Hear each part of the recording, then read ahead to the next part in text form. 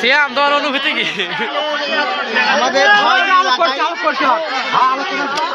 আমাদের ধাওয়াগিরি এলাকায় একটি সাপ বার হয়েছে।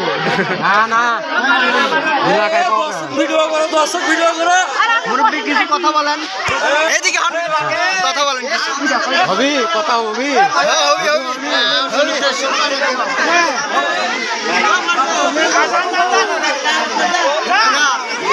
দাঁড়া হয় না না